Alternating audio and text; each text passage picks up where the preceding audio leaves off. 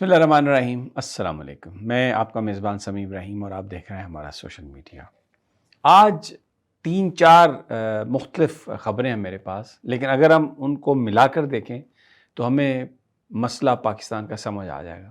اتنا خوبصورت ملک ہے، اللہ تعالیٰ نے ہمیں نوازا ہے، ہر نعمت سے نوازا ہے۔ یہاں پر ہر طرح کا موسم ہے، پہاڑ ہیں، صحرا ہیں، سمندر ہیں، میدان ہیں، دریا ہیں اور باغات ہیں۔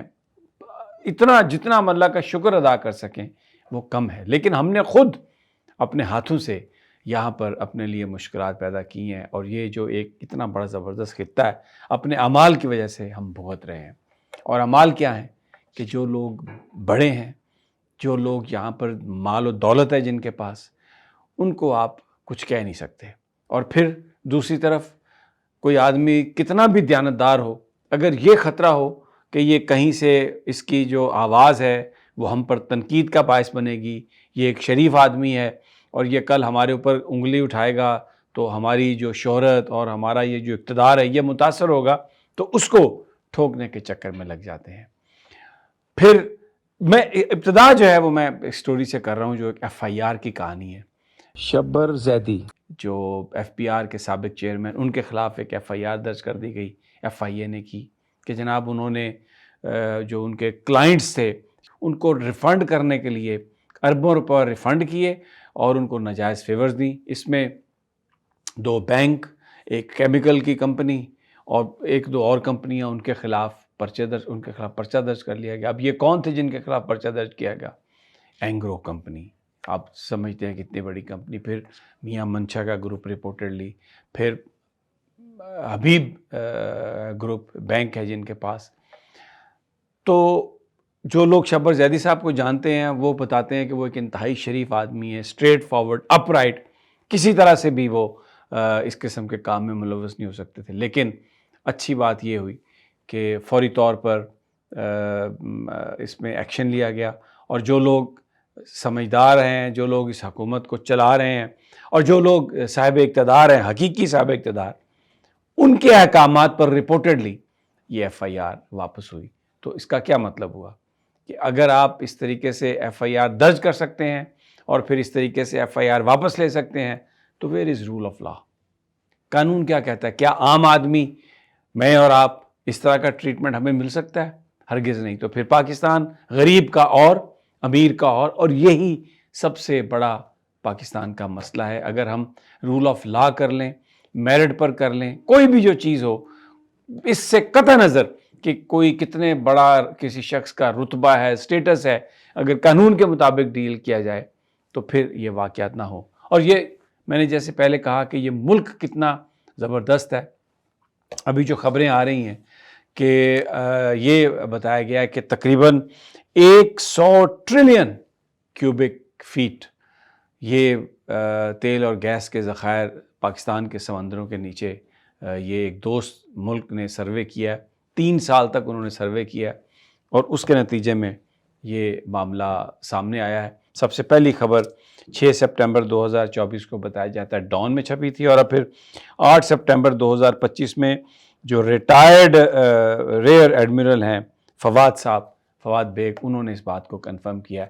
میں آپ کو تھوڑا سا یہاں پہ یاد دلاؤں، پرانی جو رجیم تھی PTI کی، اس میں بھی بہت قریب تھی قوم یہ خبر سننے کے لیے، ڈرلنگ ہو رہی تھی اور یہ بتایا جا رہا تھا کہ سمندروں کے اندر سے بہت بڑا ذخیرہ ملنے والا ہے تیل کا، لیکن پھر اچانک جس وقت یہ اناؤنس ہونا تھا جس دن، تو یہ خبر آ گئی کہ جی نہیں، کوئی تیل نہیں ہے، کچھ گیس نہیں ہے، اور وہ ڈرلنگ بند کر دی گئی ہے، ختم کر دی گئی ہے۔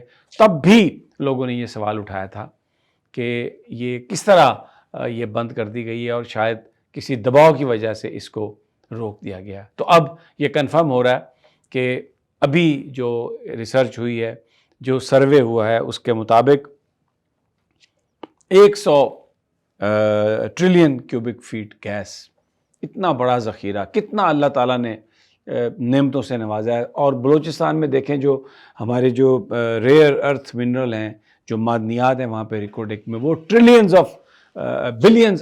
آف ڈالرز اس میں پاکستان بنا سکتا ہے۔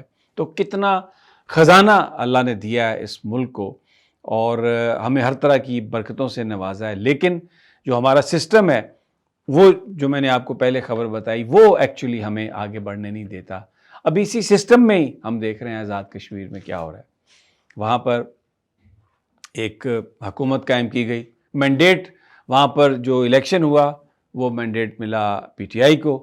ان کے دو وزرائے اعظم بھی تھے، پہلے قیوم نیازی اور پھر اس کے بعد سردار تنویر الیاس، لیکن وہ نااہل ہوئے تو اس کے بعد ایک رجیم بنا دی گئی، انوار الحق صاحب، ایک لوٹوں کا گروپ دیا گیا، ترتیب بنایا گیا، اور جس طرح پاکستان میں ایک پی ڈی ایم کی گورنمنٹ بنی وہاں پر بھی وہ حکومت بنا دی گئی۔ اور اب پیپلز پارٹی کہتی ہے کہ جی ہم نے اپنا وزیر اعظم بنانا ہے۔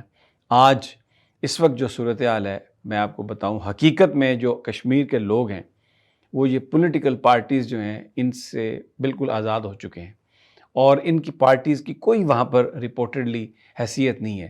جو جوائنٹ ایکشن کمیٹی ہے، جو پولیٹیکل کمیٹی ہے وہاں پہ، انہوں نے 2 دفعہ احتجاج کیے ہیں، اور ایسے احتجاج کشمیر میں نہیں ہوئے پہلے، اور انہوں نے اپنے سارے مطالبات منوائے ہیں۔ اور یہ وہاں پر جو سسٹم ہے، چاہے وہ مسلم لیگ نون ہے، چاہے وہ پاکستان پیپلز پارٹی ہے، چاہے کوئی اور جماعت ہے، ٹوٹلی ارریلیونٹ ہو چکے ہیں۔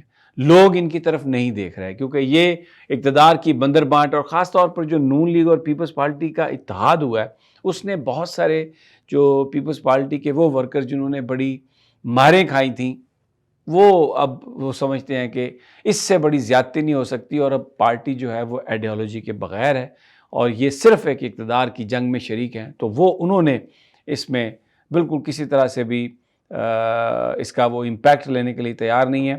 اور ادھر پیپلز پارٹی کے چودھری یاسین، لطیف اکبر اور سردار یعقوب، ان کے بارے میں یہ خبریں ہیں کہ ان کا یہ طے ہی نہیں ہو رہا، آج بھی یہ وزیر اعظم کے لیے یعنی قائد ایوان کے لیے کوئی نام متفق نہیں بیان کر سکے۔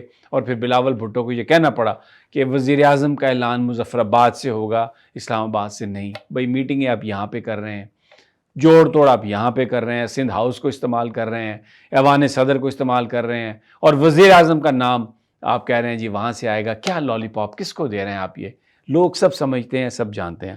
اب میں آ جاتا ہوں، آج ایک ملاقات شاہ محمود قریشی کے ساتھ، پی ٹی آئی کے ان لوگوں نے جو پی ٹی آئی چھوڑ چکے ہیں، عمران اسماعیل صاحب ہیں، فواد چودھری صاحب ہیں، مولوی محمود صاحب ہیں، یہ وہ لوگ ہیں جو پی ٹی آئی کے خلاف پریس کانفرنسز کی ڈیفینیٹلی دباؤ کے تحت ہوئیں، چھوڑ گئے، اور ان کا پی ٹی آئی سے کوئی تعلق نہیں۔ یہ گئے وہاں پہ شاہ محمود قریشی سے ملنے، اچھی بات ہے، شاہ محمود قریشی بیمار ہیں، اللہ انہیں صحت دے، وہ وہاں سے گئے، ان سے ملاقاتیں کی، لیکن انہوں نے P T I per criticism کیا کہ ان سے نہیں آگے پوچھتے، ان سے بات نہیں کرتے۔